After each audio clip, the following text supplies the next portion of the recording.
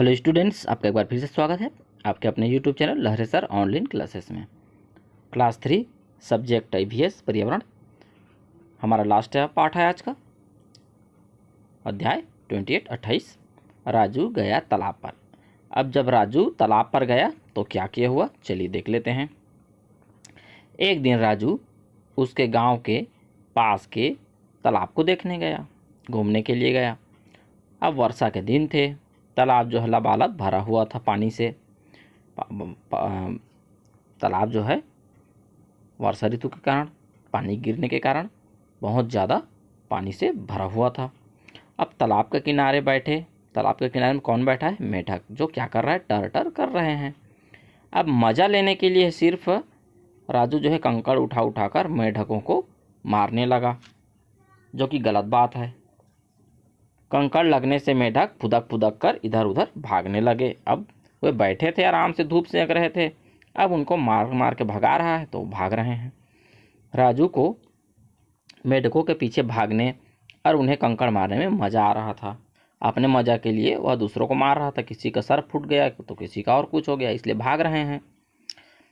रात को, अब जब राजू रात को सो रहा है, तब रात को राजू जब सो गया तो उसने सपने में क्या देखा कि एक गाय जो है उसको सींग मारने के लिए उसके पीछे दौड़ रही है। राजू आगे आगे और गाय जो है उसके पीछे पीछे।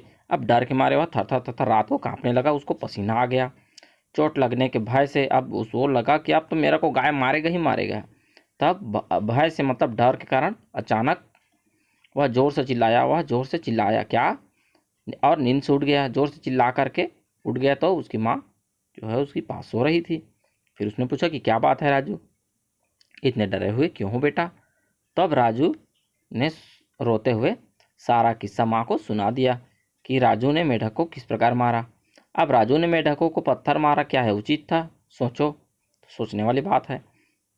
मेढक ने तो राजू को कुछ नहीं किया था, सिर्फ राजू ने मेढक को मारा, इसलिए वह गलत था। उनको आराम करने देते हैं ना भाई। चलिए अब अगला देखते हैं। एक वृद्ध महिला, जिसको दादी माँ भी कहते हैं, सड़क के किनारे सड़क पार करने के लिए खड़ी थी, लेकिन उसको सहारे की ज़रूरत थी। अगर कोई रास्ता गाड़ी वाला आगे ठोंक दे, इसलिए वह खड़ी खड़ी देख रही थी। थोड़ी देर में स्कूल जाने वाला एक बच्चा जो है वहाँ से दादी माँ के पास से गुजरा, तो दादी माँ ने उसे बुलाया, लेकिन वह दादी माँ को देखकर आगे बढ़ गया। वह उसके पास गया नहीं। उसको बुलाया तो जाना चाहिए, उसको पूछना चाहिए, वह वृद्ध है तो क्या परेशानी है करके। उसी समय दूसरी ओर से एक बच्ची जो है सड़क से गुजर रही थी। दादी माँ के पास पहुँचने पर वह उसे देखकर अपने आप ही रुक गई। अब दादी जो है समझ गई कि इन बच्चों को बुलाने से कोई फ़ायदा नहीं है, इसलिए उसने बच्ची को भी नहीं बुलाया। लेकिन बच्ची ने उसे देखा और अपने आप रुक गया। उसने दादी माँ को सहारा देकर सड़क पार करवा दिया।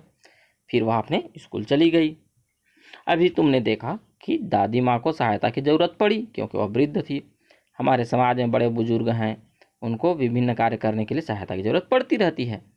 तो आसपास यदि कोई दिव्यांग व्यक्ति भी है तो उन्हें भी संवेदना की ज़रूरत होती है और उन्हें भी मदद की आवश्यकता होती है, जिससे वे आत्मनिर्भर बन सकें। तुम भी इस तरह के लोगों की आज तक कभी मदद किया है तो उसे कापी में लिखो, और नहीं किया है तो आप ज़रूर करो, ठीक है। चलिए अब हमने क्या सीखा देख लेते हैं। मेढक फुदक फुदक कर इधर उधर क्यों भाग रहे थे? क्योंकि उसको कंकड़ से मारा जा रहा था, इसलिए वह भाग रहे थे। क्या राजू मेढकों के साथ ठीक बर्ताव कर रहा था? नहीं, मेढकों के साथ राजू का बर्ताव ठीक नहीं था। वह उसे चोट पहुंचाने की कोशिश कर रहा था, जो कि अन्याय है। तुमने राजू के इस बर्ताव से क्या सबक सीखा?